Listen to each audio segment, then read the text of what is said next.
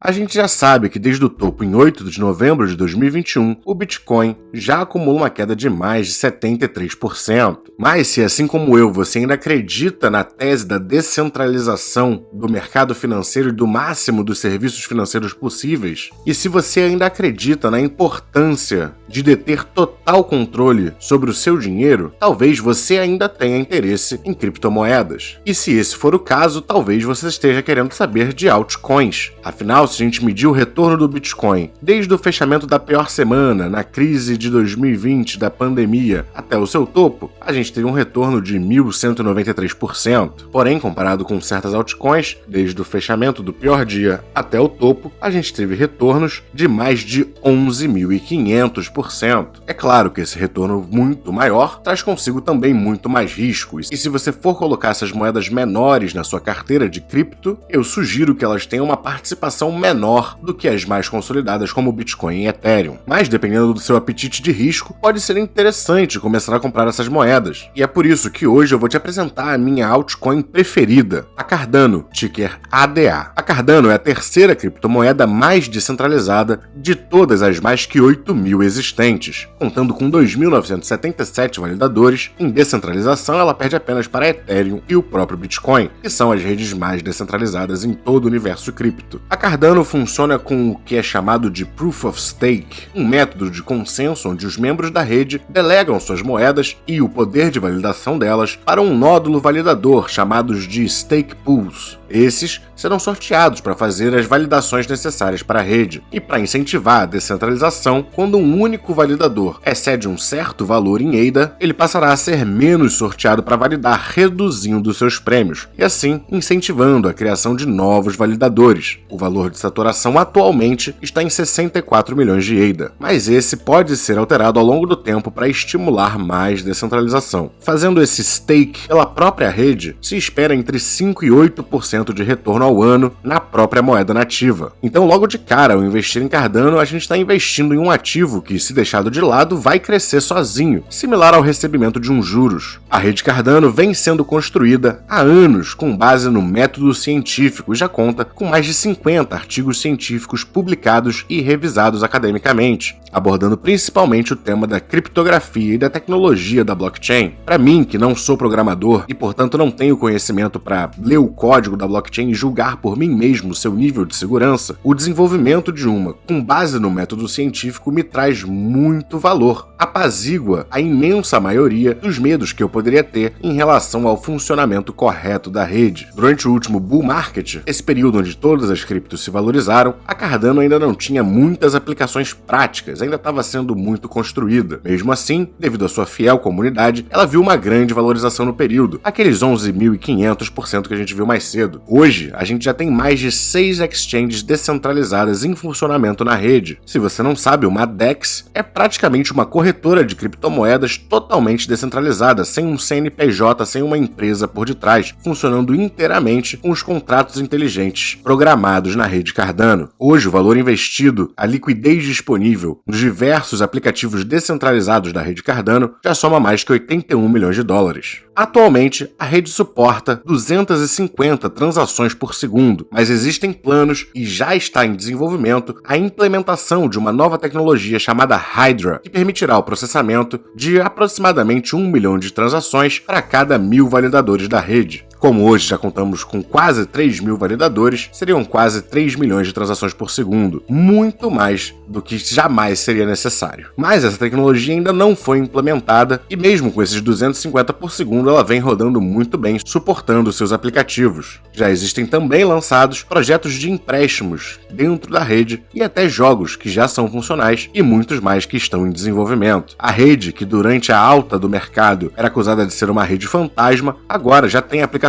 práticas e eficientes, com um baixo custo de transação e carregando um alto nível de descentralização e segurança. Sem contar que a rede conta com um fundo catalisador, uma reserva na própria moeda ADA, usada para financiar o desenvolvimento de projetos para a rede. Investidores que têm 500 ou mais ADA podem votar nos projetos que receberão esse financiamento. Com o preço no momento da gravação em R$ 2,41 por ADA, membros que tenham o equivalente a R$ 1.203 ou mais já podem participar da da votação. Como já falei, a Cardano é uma blockchain que suporta contratos inteligentes, o que permite a criação de diversos aplicativos descentralizados e funções financeiras sem a necessidade daquela entidade central. A rede também oferece suporte para NFTs. Uma outra grande vantagem da Cardano em relação a outras blockchains similares, que permitem o recebimento de juros via Proof of Stake, é que os fundos delegados na rede Cardano mantêm a sua liquidez imediata, ainda podendo ser utilizados de forma normal. Em todas as outras redes, você vai perder a liquidez dos seus fundos pelo menos por um tempo, dias, semanas ou até meses, simplesmente para poder começar a receber esses juros. O custo de uma transação normal na rede Cardano hoje custa em torno de 0,17 ADA, um valor bem baixo, porém ainda acima do que é visto em certas competidoras, como a Solana ou a Avalanche. Com o lançamento da tecnologia Hydra, antes mencionada, a Cardano será de fato uma das blockchains com capacidades mais impressionantes e o seu custo também vai baratear bastante. Mas hoje ainda existem certos riscos que a gente deve reconhecer. Uma das competidoras, Solana, por exemplo, hoje já clama suportar 400 mil transações por segundo. Tudo bem que a esse ponto já é desnecessário. Nenhuma rede precisa ou tem essa demanda toda. É mais uma briga para ver qual tecnologia é mais sustentável para o longo prazo, assumindo o crescimento dessas redes. Porém, a Solana, apesar de ter 1.500 validadores, tem um sistema de superminoria, onde os maiores validadores podem se juntar e, se eles controlarem pelo menos 33% da rede, já podem manipulá-la. Hoje, os 31 maiores validadores da rede Solana já podem tomar controle da mesma, o que a torna extremamente centralizada e totalmente dependente desses 31 agentes, assim como a Binance Smart Chain, que depende de 21 validadores. Inclusive, na Solana já houveram algumas instâncias em que ela teve que ser resetada por esses agentes. Até hoje, eles agiram de acordo com o interesse da rede, mas esse é um risco tão grande e tão contrário à filosofia de descentralização das criptomoedas que eu jamais consideraria a Solana uma opção superior a Cardano. Onde pode haver algum debate é quanto à moeda Avalanche, uma outra rede de contratos inteligentes, não tanto quanto a Cardano, mas suficientemente descentralizada, mais rápida que a Cardano, com menor custo de transação e com um valor bem maior investido nos seus aplicativos descentralizados. O que me afasta um pouco dessa rede é a maior complexidade ao utilizá-la. Ela tem algumas sub-redes e, dependendo do que você for fazer, você tem que transferir entre elas. Fora que, para receber os juros, você vai ter que perder liquidez por até 2 semanas. Apesar disso, sem dúvida, a Avalanche é uma das competidoras de maior qualidade no espaço de criptomoedas para contratos inteligentes. Talvez a maior desvantagem da Cardano hoje é que o seu valor atrelado à rede, geralmente está provendo liquidez para os diversos protocolos existentes, é bem baixo, perto ali dos 85 milhões de dólares, enquanto competidoras como a Solana e a Avalanche já passam do 1 bilhão de dólares. Isso se dá parcialmente porque a Cardano só passou a suportar os contratos inteligentes depois que o período de euforia maior do mercado já tinha passado, e assim ela não teve muito tempo para crescer com o pessoal que estava louco para ganhar dinheiro,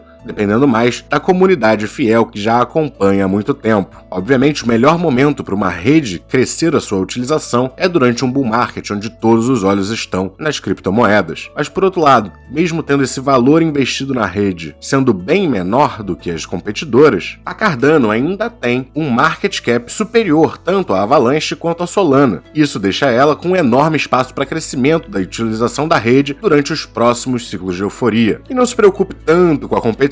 A realidade é que provavelmente nós vamos ter múltiplas blockchains sendo bem utilizadas no futuro. Não precisa haver uma única ganhadora que esmaga todas as competidoras. Inclusive, esse é outro ponto interessante da Cardano, que se prepara para um mundo multi-chain e hoje mesmo já tem como transferir ativos da rede Ethereum para a sua, para que eles sejam transacionados com custos muito inferiores do que os que são vistos na rede Ethereum. E essa mentalidade de interoperabilidade entre múltiplas blockchains segue na mente dos desenvolvedores da Cardano, tornando ela, na minha opinião, uma das melhores opções entre as altcoins. Também existem outros riscos que a gente tem que reconhecer. O primeiro é que a Cardano ainda não está completamente pronta, ainda não é um produto finalizado. E por ainda estar mais ou menos em construção, existe uma certa dependência do Charles Hoskinson, que é o criador da Cardano. Apesar desse ser um risco, eu acredito que as entidades por trás da Cardano sejam já maiores que o Charles, e mesmo que algo venha acontecer com ele, teriam capacidade de continuar e terminar o projeto Cardano. No seu roadmap, a gente vê que faltam apenas duas fases. A fase baixo, que vai focar em aumentar a descentralização e aumentar a escalabilidade da rede. É aqui que entra a tile da Hydra. E a última fase será a fase Voltaire, que pretende implementar um sistema de autogovernança dentro da rede. Ao fim desse passo, a rede será de fato autossustentável e poderá se manejar ao longo do tempo. Mas o risco está em não conseguirmos fazer essas implementações de forma correta. E o último risco que eu quero falar aqui é o do próprio Bitcoin não se recuperar. Se não houverem novas altas do Bitcoin, se ele não superar essas máximas, se ele não entrar em um novo bull market, dificilmente as altcoins farão o mesmo. Mas também existem catalisadores. A Cardano já tem parcerias a nível nacional, com o governo da Etiópia, por exemplo. A ideia aqui é usar o sistema de identificação digital e aplicar isso no sistema estudantil da Etiópia, de modo que um aluno tem todas as suas certificações e identificação de forma digital. Existe também a parceria com a World Mobile, uma empresa africana que busca aumentar o acesso à internet no continente, gerando assim mais potenciais usuários para a rede Cardano. E a Cardano também conta com uma tecnologia de supply chain tracking, ou seja, de acompanhamento das redes de fornecimento. Então ela, além de tudo, tem soluções de acompanhamento logístico para diversas empresas. Bom, o Bit by Bit vai ficando por aqui. Se você gostou do conteúdo, não esqueça de dar aquele like, se inscrever no canal, comentar aqui embaixo o que você gostaria que eu falasse no próximo vídeo. Mais criptomoedas? Eu ainda não falei, por exemplo, dos oráculos das criptomoedas. Eu poderia fazer um vídeo sobre a Chainlink, ou eu posso fazer mais vídeos sobre a economia tradicional e sobre os investimentos mais tradicionais em ações e fundos imobiliários. Me diz aqui embaixo o que você prefere. Bons investimentos e até a próxima!